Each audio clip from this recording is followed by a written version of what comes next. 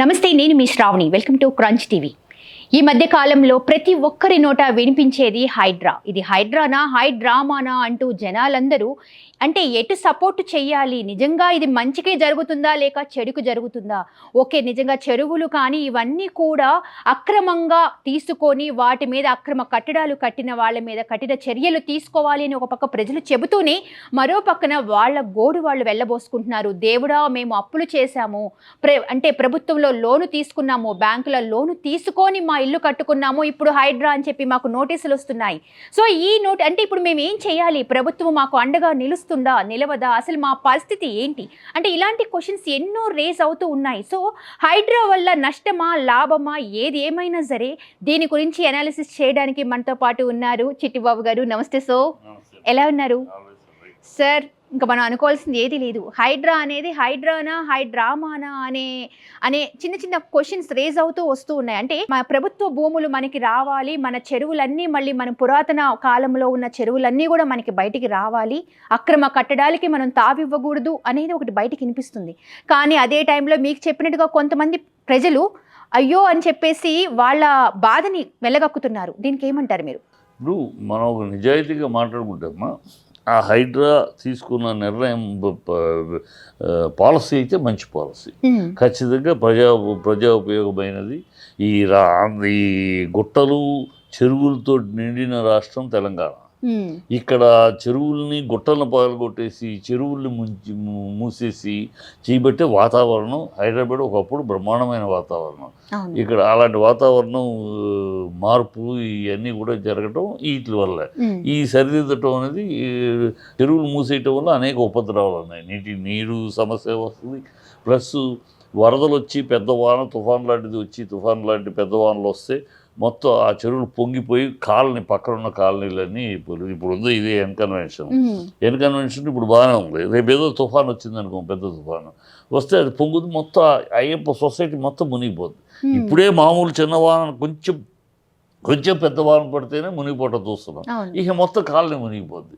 ఇలాంటి పరిస్థితి వచ్చినాక చేతులు కాలినాక ఆకులు పట్టుకుంటా బదులు అప్పుడు అయిపోయినప్పుడు చూసుకోవచ్చులే అనే అలక్ష్యం కన్నా ముందు జాగ్రత్త చర్యలు అన్నది ఎప్పుడు ఆల్వేస్ బెస్ట్. అది ప్రభుత్వం చేయాల్సిన పనే. కాబట్టి ఇక్కడ విషయం ఏంటంటే ఇది ఇంత మంచి పని కదా, మరి ఎందుకు విమర్శించటం అని అంటే, ఇక్కడ విమర్శకు ఎందుకు కారణం వస్తుంది, ఈ మంచి పనిని రాజకీయంగా వాడుతున్నారా, కేవలం రాజకీయంగా ఉపయోగిస్తున్నారా, అది జెన్యూన్గా చేస్తున్నారా అనేది ఒక క్వశ్చన్ మార్క్. ఇక్కడ జెన్యూన్గా చేస్తున్నారు అనేది కనపట్ల. ఎందుకు కనపట్టలేదు అని మీరు అడగచ్చు. ఇప్పుడు ఎన్కన్వెన్షన్ కోర్టులో పెండింగ్లో ఉంది, అయినా సరే కోర్టులో పెండింగ్ ఉన్నా సరే మేము నోటీస్ ఇవ్వాల్సిన అవసరం లేదు, కొట్టేస్తాం. మా గతంలో ఎప్పుడు దాన్ని బట్టి ఇప్పుడు పెండింగ్ అనేది అవసరం లేదు, పెండింగ్లో ఉన్నా సరే మా రూల్స్ ప్రకారంగా కొట్టేస్తాం. ఇదే పాలసీ మీరు ఉపయోగిస్తే అదే అయ్యప్ప సొసైటీలో కిరణ్ కుమార్ రెడ్డి గారి తమ్ముడు కిరణ్ కుమార్ రెడ్డి సీఎంగా ఉన్నప్పుడు ఈ 100 feet రోడ్డు ఏర్పడినప్పుడు రైట్ సైడ్ అంతా రాజశేఖర రెడ్డి స్టాచ్యూ పక్కన లెఫ్ట్ సైడ్ అంతా కూడా ఒక 27 బిల్డింగులు ఆక్రమించుకుని, ఎవరిది ట్రస్ట్ భూములు, అది అంతా ట్రస్ట్ భూములు, దాంట్లో ఆక్రమించుకుని కన్స్ట్రక్షన్ మొదలెట్టారు. అప్పుడు కన్స్ట్రక్షన్ మొదలెడితే బీఆర్ఎస్ గవర్నమెంట్ అప్పుడు వాటిని అనాథరైజ్డ్ కన్స్ట్రక్షన్ కూల్చేయాలని చెప్పి బుల్డోజర్ తెచ్చి కూలుస్తుంటే వాడు కోర్టుకు వెళ్ళి స్టే తెచ్చుకున్నారు. సో ఇప్పటికీ ఆ కేసు నడుస్తూ ఉంది. ఆ నడుస్తూ ఉండబట్టి ఆ బిల్డింగులు ఇంకా సగం కూలిన బిల్డింగులు చాలా ఉంటాయి, అలాగే ఉన్నాయి. ఎందుకంటే కోర్టులో స్టే. మరి అక్కడ కోర్టులో వాళ్ళకు కిరణ్ కుమార్ రెడ్డి తమ్ముడు తాలూకు మీ కాంగ్రెస్ వాడు కనుక అతని తాలూకు ఏమో కోర్టులో ఉందని మీరు యాక్షన్ తీసుకునే వాళ్ళు ఇక్కడ ఎందుకు తీశారు అంటే, అక్కడంటే కార్యకర్తలు మీరు జనాలు పంపించి హడావిడి చేయొచ్చు. నాగార్జున ఒక ఆర్టిస్ట్ డీసెంట్గా ఉంటాడు, ఆ జనాలు పంపించే గొడవ చేయలేడు కనుక, లేకపోతే ఒక సిగ్నల్ ఇస్తున్నారా. ఇక్కడ 2 ఉన్నాయి. ఒకటి ఆ కారణం, మనవాడు కాదు, మన కాంగ్రెస్ వాళ్ళు కనుక మనం పక్కన చూసుకోవాలి, ఇది మనవాడు కాదు అని కూల్చడం. రెండోది, ఒక నాగార్జున లాంటి వాటి మీద దెబ్బ కొడితే మొత్తం అలర్ట్ అయిపోతారు. ఎవరు? బిల్డర్స్, రియల్ ఎస్టేట్ బ్యాచ్ మొత్తం అలర్ట్ అయిపోతారు. అలర్ట్ అమ్మో నాగార్జున కొట్టారు, ఇంకా మందెంతసేపు, ఎవరైనా ఒక బిగ్ షాట్ ని కొడితే మిగతా వాళ్ళని అలర్ట్ అయిపోయి వాళ్ళందరూ కూటమిగా వచ్చి సీఎంను కలవటం, కలుస్తారు. కలిసినప్పుడు ఏదో మూట గీట సర్దుకుంటారు. మూట 2 మూటలు వచ్చేసినాక అది ఎలా సర్దుమణుగుద్ది. ఈ మూటలు ఎందుకు అవసరం, ఆ మూటల విషయం తర్వాత వస్తాయి. ఇది సర్దుకుంటుంది. ఈ రేపు పొద్దున్నే కొన్నాళ్ళు అయినాక ఇదిగో ఆల్రెడీ మొదలెట్టారు స్కూల్స్ కూల్సం. మల్లారెడ్డి కాలేజీ కూల్చాలంటే ఇతను ఓవైసీది కూల్చండి అని అడిగారు, ప్రజలు అడిగారు. దాంతో ఇమీడియట్గా నిన్న కాలేజెస్ అన్ని కూలిస్తే స్టూడెంట్స్కి ఇబ్బంది, అందుకని కొంచెం వాళ్ళకి టైం ఇస్తాము, టైం ఇచ్చి తర్వాత నిర్ణయం తీసుకుంటామని ముందు అలా దాటే కార్యక్రమం చేశారు, కప్పదాటు దీనిలాగా. ఇప్పుడు అలాగే రేపు ఈ ఫ్లాట్స్ కట్టిన చోట ఫ్లాట్స్ ఉంటాయి, ఈ కాంగ్రెస్ వాళ్ళు చాలా ఉన్నాయి. ఫ్లాట్స్కి వచ్చినప్పుడు అక్కడ ఉన్న వాళ్ళని ఏం చేస్తాం, వాళ్ళు పాపం ఎవడో చేసి తప్పుకు వాళ్ళు శిక్ష అనుభవించాలా, ఏం చేయాలి? ఇలాంటి రీజన్స్ తీసుకొచ్చి ఒక రెగ్యులరైజ్ చేసుకోవడానికి అవకాశం ఇస్తాము అని చెప్తారు. ఈ ప్రాసెస్ అయ్యి రెగ్యులరైజ్ చేసుకుస్తామని వాళ్ళ కాంగ్రెస్ మనుషుల్ని వాళ్ళ అనువుల్ని సేఫ్ చేసుకుని కాపాడే లోపు వాళ్ళ టార్గెట్ ఫినిష్ చేసేస్తారు. టార్గెట్ రాజకీయ ప్రత్యర్థుల్ని కూల్చటము. ముందు అసలు కేటీఆర్ ఫామ్ హౌస్ కూల్చాలని పెట్టారు. కానీ కేటీఆర్ క్లీన్గా చెప్పేసి ఇది నాది కాదు, ఇది నా ఫ్రెండ్ది, అక్కడ నేను లీజ్ తీసుకుని ఉన్నాను, మీరు కావాలంటే కూల్చుకోండి, నా ఫ్రెండ్కి కూడా చెప్తాను, అది కనుక నీకు అన్నీ సబ్మిట్ చేయి, రూల్స్కి అగేన్స్ట్గా ఉందంటే కూలుస్తారు అని కూడా చెప్పాను. సో అది ఉంటే అతను అన్నీ ఉన్నాయన్నాడు, మీరు కాదంటే లేవు అంటే కూల్చండి.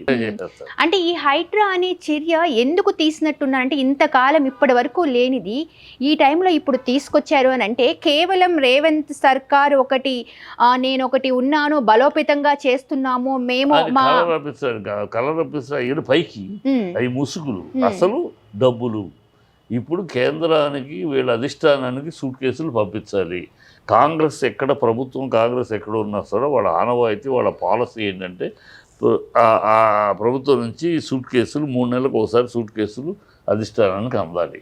అది రాజశేఖర రెడ్డి గారి పీరియడ్లో కూడా ఈ దిగ్విజయ్ సింగ్ అనేవాడు సపరేట్ ఫ్లైట్ వేసుకొచ్చేవాడు, సూట్ కేసులు ఎక్కించుకుని వెళ్ళేవాడు. అది అందరికీ తెలిసేది కాంగ్రెస్ పాలసీ అది. ఇప్పుడు ఈ డబ్బులు ఇచ్చే కార్యక్రమంలో ఈ వెంకటరెడ్డి పోటీ పడుతున్నాడు రేవంత్ రెడ్డితోటి. తను వెంకటరెడ్డి ఆల్రెడీ ఇండస్ట్రియలిస్టు అయ్యి ఉన్నాయి, పెద్ద సర్కిల్ లింకులు ఉన్నాయి. రేవంత్ రెడ్డి నిన్నటిదాకా మినిస్టర్ కూడా కాదు, సడన్గా చీఫ్ మినిస్టర్ అయ్యాడు. సో పెద్ద ఇండస్ట్రియలిస్టు, పెద్ద పెట్టుబడిదారులతో పెద్ద కనెక్షన్స్ ఆయనకి లేవు. ఇప్పుడు సీఎం అయినాకే ఏర్పరచుకోవాలి, అంతకుముందు లేదు. మామూలు చంద్రబాబు దగ్గర ఒక సామంత్ రెడ్డి గాను, చంద్రబాబు ఏజెంట్గా డబ్బులు పంజారా చేయడం తప్పితే ఆయనగా స్థాయి లేనివాడు కదా, సడన్గా అయ్యాడు అనుకుంటారు. ఇప్పుడు అతనేమో డబ్బులు సంచులు రెడీ చేసేసి, పెద్ద ఎత్తున సంచులు రెడీ చేసేసి నెక్స్ట్ సీఎం ఈ రెండో కృష్ణుడిగా రెడీ అవుతున్నాడు కోమటిరెడ్డి వెంకటరెడ్డి. ఎప్పుడు ఇతను దింపుతారో, ఎప్పుడు అతను ఎక్కిస్తారో అధిష్టానం సమయం కోసం చూస్తూ ఉంది. అది తెలుసు ఇతనికి. సో వెంకటరెడ్డిని దాటుకుని వెళ్ళాలంటే వెంకటరెడ్డి కన్నా ఎక్కువ బరువైన సూట్ కేసులు ఇవ్వాలి. ఆ బరువైన సూట్ కేసులు ఇవ్వడానికి ఈ మార్గాలు ఎన్నుకున్నాడు.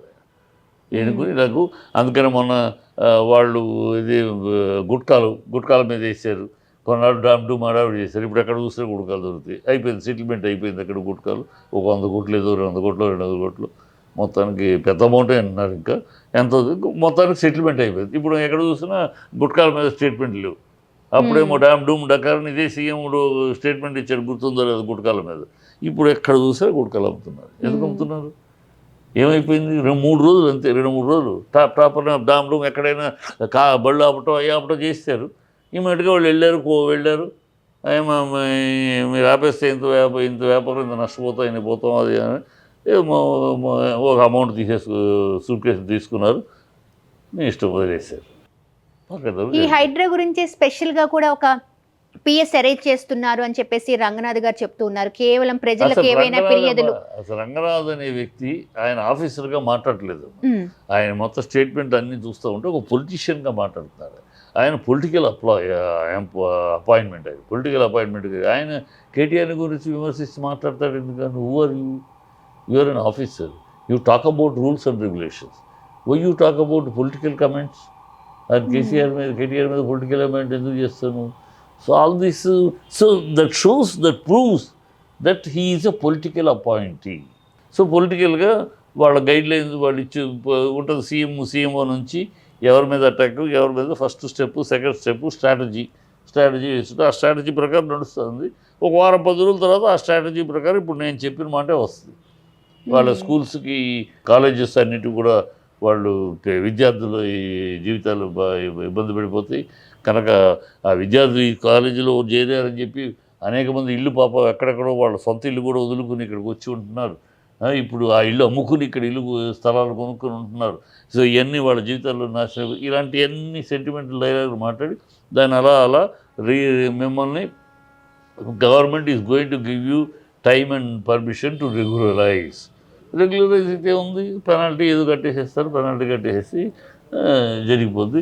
దానికి ఆ వాటర్ ఫ్లో వచ్చినప్పుడు దానికి అయినట్టు మేము ఏవో కడతాము, డ్రైనేజ్ క్లియర్ చేసి శుభ్రం చేసి వాటర్ ఫ్లో వెళ్ళటానికి ఇబ్బంది, ఆల్ దిస్ థింగ్స్ ఆ డ్రామా చేస్తారు. ఇది జరుగుతున్నది ఆ సూట్ కేసుల కోసం. సో ఈ హడావుడి అనేది కొద్ది రోజులు మాత్రమే, కానీ ఇది కంటిన్యూ అయ్యే అవకాశం అయితే కాదు. కంటిన్యూ చేస్తే మాత్రం చేయగలిగితే ఎవరినైనా సరే మాట్లాడటం కాదు. నేను ఎవరిని ప్రభుత్వంలో ఇన్ఫ్లుయెన్స్ ఉన్న వాళ్ళు కూడా ఉన్నారు, వాళ్ళు ఫోన్ చేస్తారు.